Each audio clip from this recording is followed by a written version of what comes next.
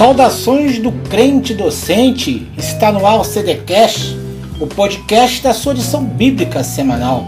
Esperamos que vocês estejam gostando das lições ministradas até aqui.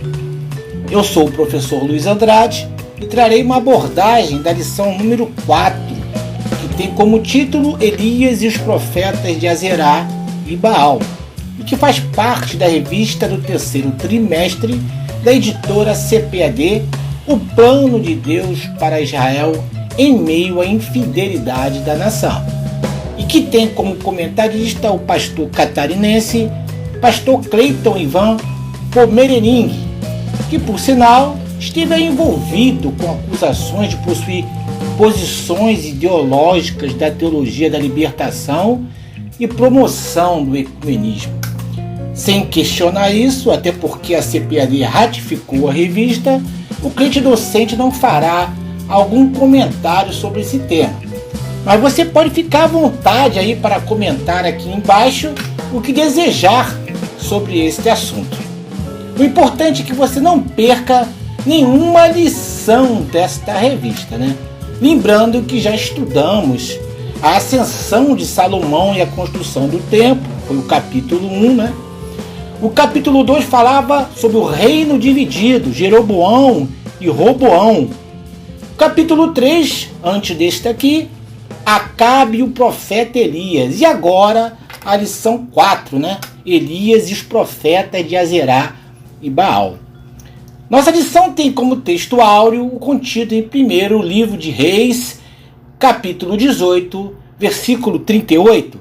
Então caiu fogo do Senhor e consumiu o holocausto, e a lenha, e as pedras e o pó, e ainda lambeu a água que estava no rego. Nossa leitura bíblica em classe está em 1 Reis, capítulo 18. São várias leituras, eu não vou aqui citar os versículos, acompanhem todo o capítulo 18. Esta lição tem 3 objetivos precípios: salientar que é necessário e urgente enfrentar o pecado, relatar que Deus responde às nossas súplicas e expor as fragilidades do ser humano. O contexto desta lição encontra-se no final do reinado de Salomão e já com o reino dividido em 2 grandes nações. O reino do norte, que ficou com 10 tribos e teve como primeiro rei Jeroboão, e o reino do sul, que teve como primeiro rei Roboão, filho de Salomão, que ficou com o restante das outras tribos, 2 tribos. Não custa lembrar que o reino de Israel antes não era dividido. Já passamos isso em lições anteriores. E tivemos como reis Saul, Davi e por fim Salomão. E cada um governou aí em torno de 40 anos. A lição é dividida em 3 tópicos e alguns subtópicos. Lembrando aos professores, eu sempre comento, de sempre cobrar de seus alunos que adquiram a revista do trimestre, né? Em se tratando de uma lição como essa, tão rica de conhecimento, é muito importante acompanhar a aula pela revista. Até porque é preciso fazer algumas anotações, vocês podem anotar ali no rodapé da revista. É muito importante. Incentive os alunos a adquirir a revista nas salas de aulas, né? Vamos então à lição? Temos então no tópico 1 o desafio do Monte Carmelo, né? Temos no tópico 2 a oração de Elias e no tópico 3 Elias em Horebe. E o que me chama a atenção logo nesses tópicos é que eles resumem muito bem a trajetória da vida do crente, né? Aquele crente que está ali na igreja, que está sempre presente, aquele crente que ora, que recebe vitória, né? Isso porque em nossas vidas todo crente tem desafios, é o tópico 1. E neste desafio o crente só encontra vitória através de oração. Tópico 2. Não há como você conseguir vitórias sem oração. E mesmo depois das vitórias, mesmo nas vitórias, muitas vezes nos sentimos como Elias no Monte Horebe, sozinho e desprotegido. Não é assim mesmo, gente? Que a gente se sente muitas vezes, mesmo depois da vitória, nos dá um cansaço. E agora, Senhor, o que eu faço? Nos sentimos perseguidos? A lição fala muito ao coração do crente, né? Vamos lá então, Elias e os profetas de Azerá e Baal. Mas, afinal, quem era Elias? Quem era o profeta Elias? O profeta Elias foi um dos homens mais conhecidos da Bíblia, citado tanto no Antigo Testamento quanto no Novo. A história de Elias possui um papel muito ativo na narrativa bíblica. A Bíblia não revela nada sobre a vida pessoal e familiar do profeta Elias. Sabemos apenas que ele era um tisbita.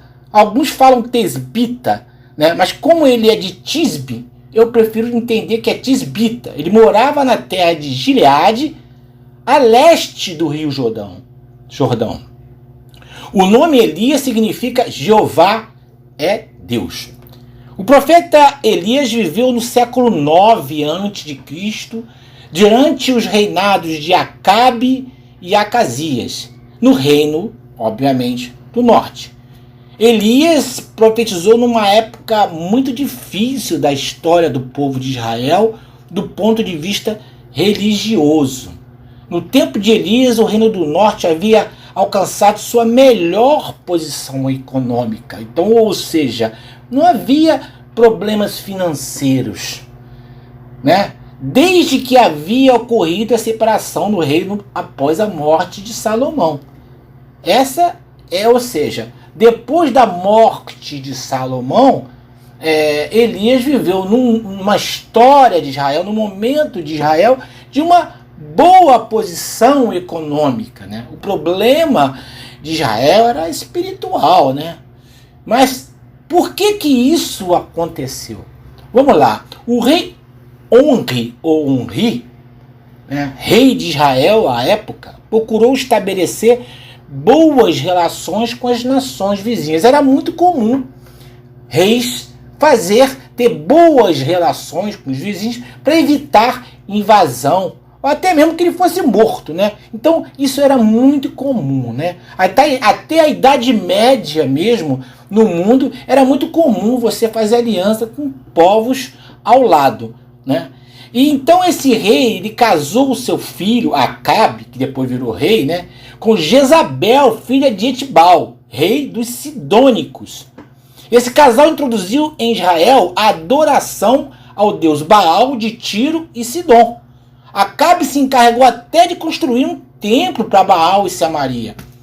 Nesse contexto turbulento, vamos dizer assim, de idolatria e paganismo, Elias foi chamado para servir como porta-voz de Deus. Ele recebeu a responsabilidade de lembrar aos israelitas que eles eram o povo do Senhor, o povo escolhido. Em 1 Reis 17, temos registro das atividades do ministério do profeta Elias. Na ocasião, o profeta Elias anunciou que haveria uma grande seca. Devemos lembrar que Baal era o deus da vida e da fertilidade. Era nisso que eles acreditavam. Logo, tal seca representava um ataque direto à suposta capacidade deste ídolo de controlar as condições do tempo. Foi exatamente nesse contexto, como eu disse antes, que entra o profeta Elias. E aí entramos agora, né, já no primeiro tópico da lição. Houve um desafio, o desafio do Monte Carmelo. Vamos lá. Durante o período da seca profetizada por Elias, a fome castigou muito Samaria. Neste período, Jezabel, esposa do rei Acabe, lembrando que Jezabel, além de ser de outra família, ela adorava a outros deuses. Era uma mulher prepotente e manipuladora. Ela mandou matar todos os profetas do Senhor, do Deus vivo. Porém, havia um homem chamado Obadias, oficial de Acabe, que conseguiu esconder alguns profetas do Senhor. Obadias também foi o responsável em intermediar o encontro entre Elias e Acabe. Acabe culpava Elias da miséria em Israel, mas o profeta deixou claro que ele e sua família é quem eram os verdadeiros culpados. Eles tinham pecado contra o Senhor, especialmente por causa da idolatria. Isso é fácil de verificar em 1 Reis, capítulo 18, versículo 17 e 18. Então o profeta Elias convocou todo Israel a comparecer no Monte Carmelo. Naquele lugar confrontaria os profetas de Baal, sustentados por Jezabel. Jezabel pagava a esses profetas para que eles mentissem e profetizassem o que bem entendesse. E profetizasse aquilo que ela queria que fosse profetizado. Parece até que eu conheço essa história aqui no Brasil, né?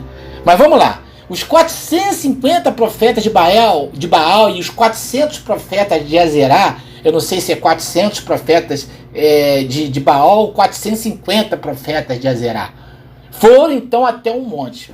Ali 2 sacrifícios seriam apresentados. Um pelos pagãos e outro pelo profeta do Senhor. Ninguém poderia queimar os sacrifícios, pois o fogo deveria surgir de forma sobrenatural, naturalmente. O verdadeiro Deus seria aquele que queimasse o sacrifício. A verdade é que Deus abomina a idolatria.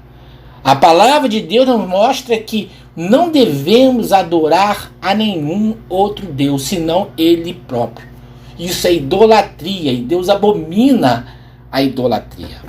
Em Êxodo 20, o Senhor diz: eu sou o Senhor, teu Deus, que te tirei da terra do Egito, da casa da servidão.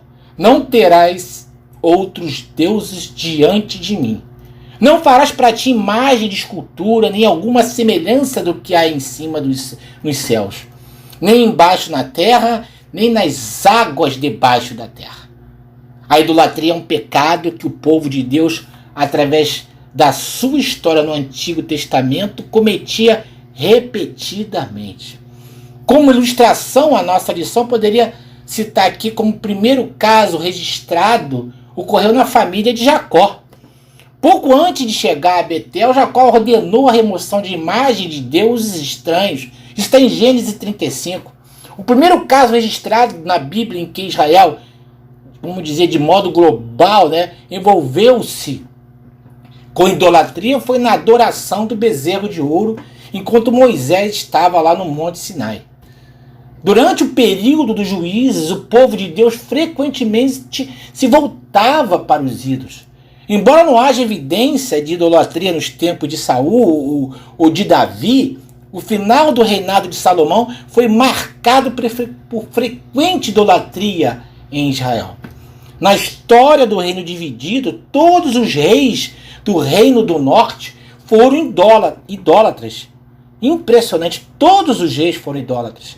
Bem como muitos dos reis do reino do sul também, né? Somente depois do exílio é que cessou o culto idólatra entre os judeus. Naquela época havia um certo fascínio pela idolatria.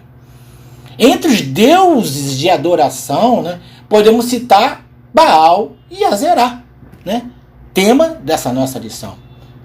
Mas quem era Baal? Quem era Azerá? Baal era o principal deus do panteão cananeu. Baal significa senhor, amo, possuidor ou o marido. Essa palavra hebraica passou a designar o deus semita da tempestade, Haddad ou Hadad. Mas também outras divindades locais eram chamadas de Baal. A adoração a Baal foi um grave problema em Israel durante parte do período do Antigo Testamento. O Antigo Testamento relata muitos casos de adoração a Baal. Inclusive, por muitas vezes o povo de Israel esteve envolvido com o culto a Baal. Desde a época de Moisés, como citei, era assim. O culto a esse falso Deus foi um problema, aliás, um problemaço. Mas e Azerá? Quem era a deusa Azerá? Que também é chamada de Astarote. Azerá era conhecida pelos profetas como poste-ídolo. Poste-ídolo era uma representação de Azerá feita em madeira.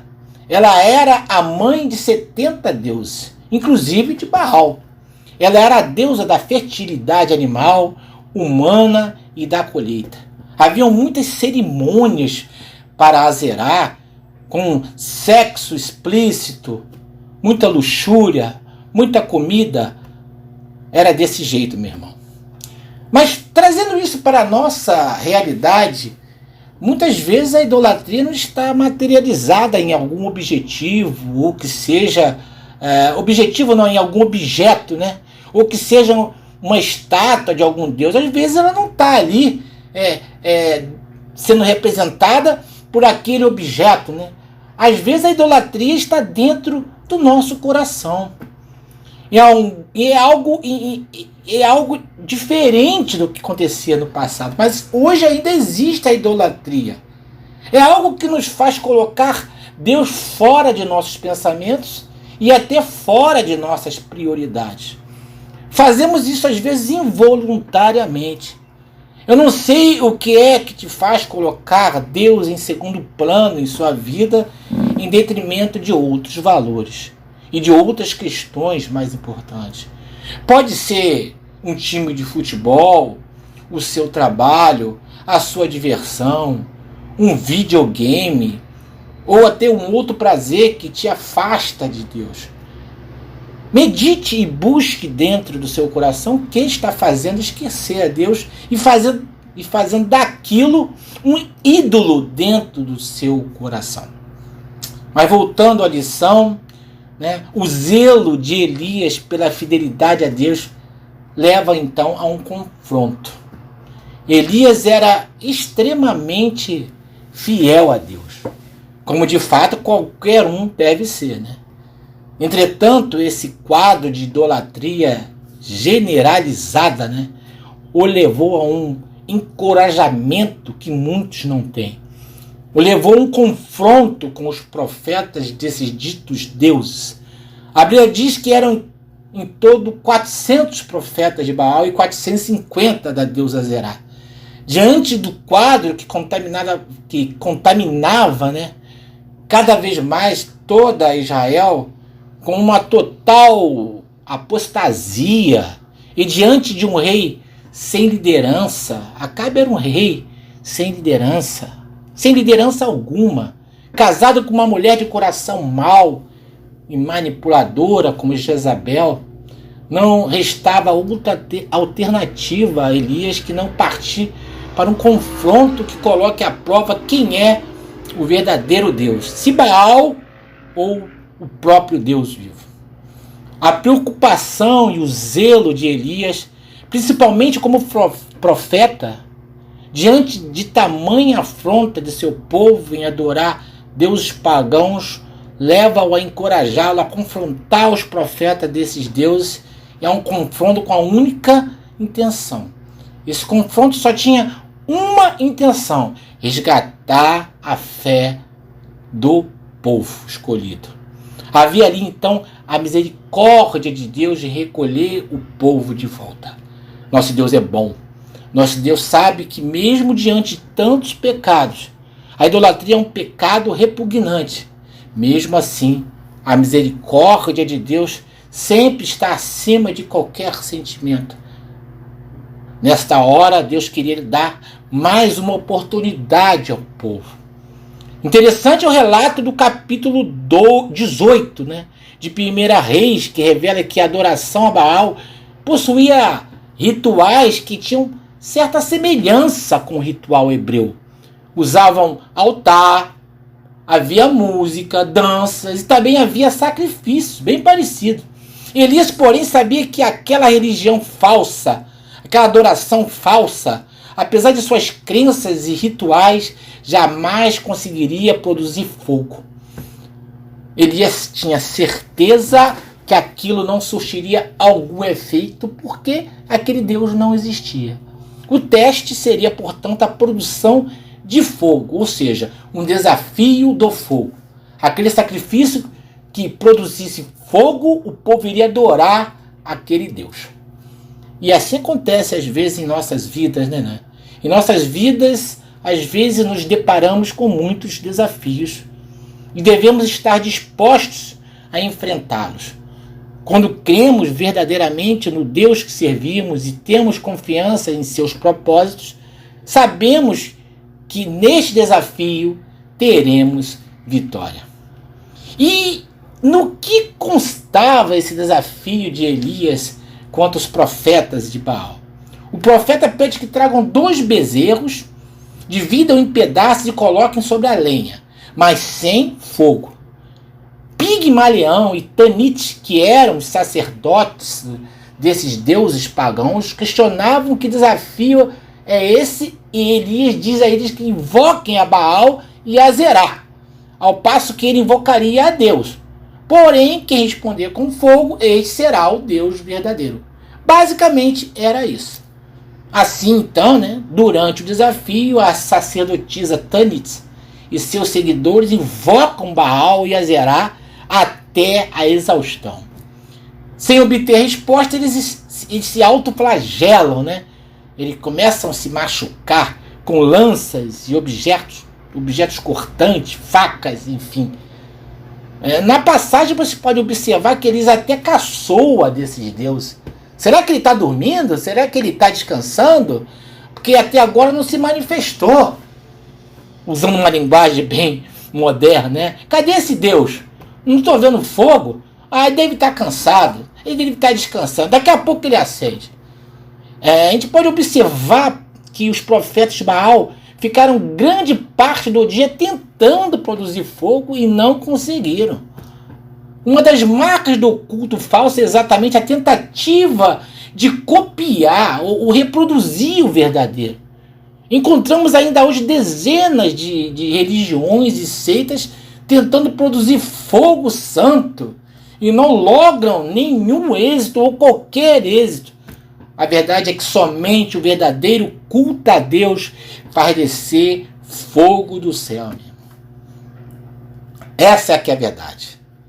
No que ela se diferencia então da verdadeira? No que se diferencia esses cultos falsos da verdadeira adoração? A adoração verdadeira se diferencia da falsa em vários aspectos. O relato do capítulo 18 de 1 Reis destaca alguns que eu considero essencial. Em primeiro lugar, a adoração verdadeira firma-se na revelação de Deus na história. Abraão, Isaac e Jacó foram pessoas reais, como foram reais as ações de Deus em suas vidas. Em segundo lugar, a verdadeira adoração distingue-se também pela participação do adorador no culto. Elias disse: "E que eu sou o teu servo." A Bíblia diz que Deus procura adoradores. Israel havia sido uma nação escolhida pelo Senhor. Elias invocou como servo pertencente a esse povo os direitos da aliança. Em terceiro lugar, ela diferencia-se pela palavra de Deus, que é um instrumento usado para concretizar os planos e propósitos de Deus. Diante, então, da impossibilidade de resposta desses deuses, de Baal, de Azerá, aos apelos dos seus adoradores, eles então começou os preparativos para a operação daquele milagre, que você já conhece, que está em 1 Reis 18, 23. A primeira coisa que Elias fez foi reparar o altar do Senhor que estava quebrado. Consequência imediata da idolatria. E aqui também eu quero fazer uma alusão à nossa vida. Quando queremos nos acertar com Deus diante de um desafio, a primeira coisa que devemos fazer é reparar o nosso altar. É reparar o nosso altar. A Bíblia diz que nosso corpo é templo do Espírito Santo. Sendo assim, não temos como usar este templo sem antes fazermos o que eu poderia dizer uma faxina dele. Tirar todo e quaisquer resíduos do que tinha no passado, no mundo. Devemos entregar a Deus um altar novo, limpo, e ali oferecermos a Ele o que de melhor podemos lhe dar. Com Elias não foi diferente. Ele não poderia usar o mesmo altar feito para outros deuses. Aquilo deveria estar sujo, imagino eu, em todos os sentidos. A seguir, ele juntou 12 pedras que simbolizam as 12 tribos de Israel. Cavou um rego em volta do altar, colocou a lenha, dividiu o bezerro em pedaços sobre a lenha e pediu para que se derramasse 12 cântaros de água sobre o altar, de tal modo que ficasse totalmente encharcado o que estava nele e o rego em sua volta.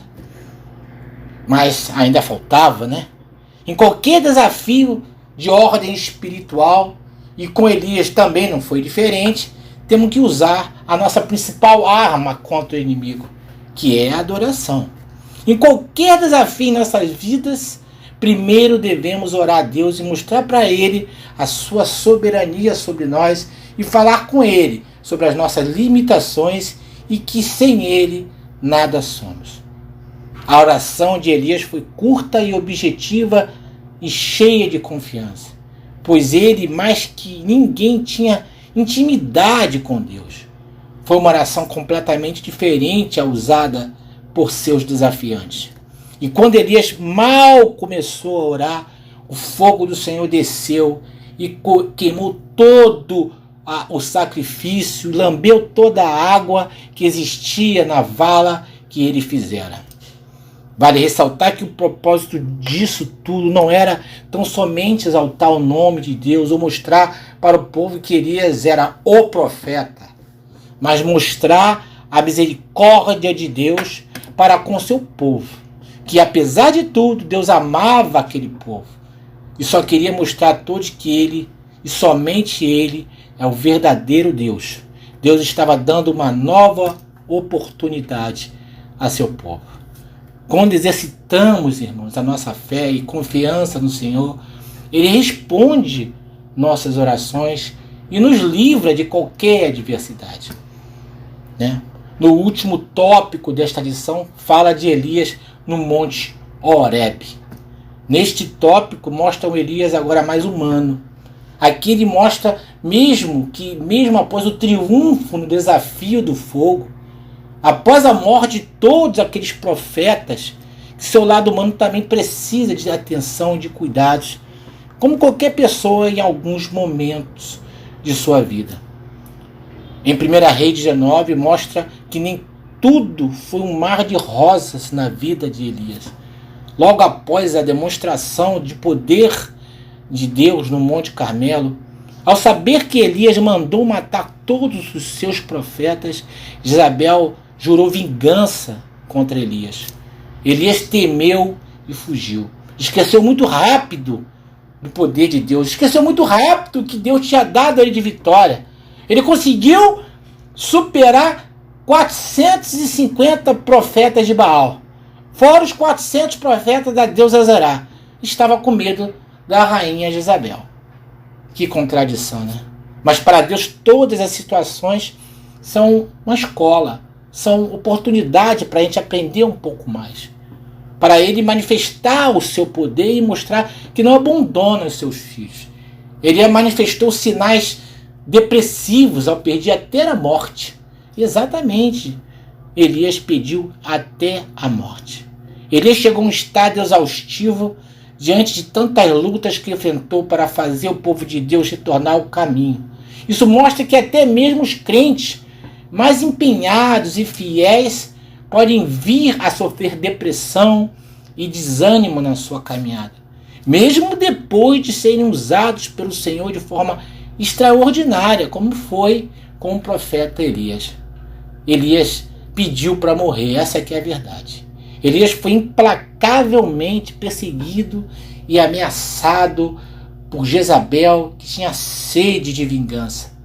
A opressão foi tanta que o profeta, tomado de um sentimento, né, de vitimismo ou pena de si, mesmo fugindo para não morrer, desejou a morte, né, em seu íntimo. Que contradição! Ele desejava morrer, mas fugia da morte. Tinha medo de Jezabel, por ela matá-lo, tentar matá-lo, mas ao mesmo tempo desejou a morte dentro de si. O livro de Tiago afirma que Elias era um homem sujeito às mesmas paixões que nós. Deus então se manifesta e dá uma resposta a Elias diante de seu sofrimento e angústia. Depois da longa caminhada até Berseba, a cerca de 150 quilômetros, exausto, ele desfaleceu, ele dormiu. Deus enviou então um anjo para preparar o pão e água para ele, para suprir as necessidades daquele corpo desfalecido e cansado, e também para restaurar a coragem de Elias. Elias então, após se alimentar, volta a dormir. O anjo então volta e prepara mais alimento para Elias.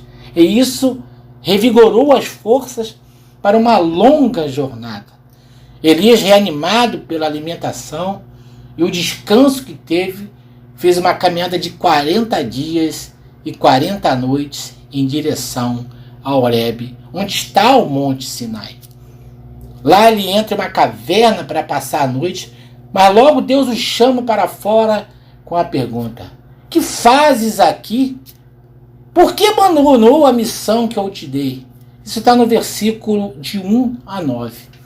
Deus manifesta o seu poder diante do profeta através do vento, terremoto, fogo e em um suave sussurro. Então lhe dá uma nova atividade.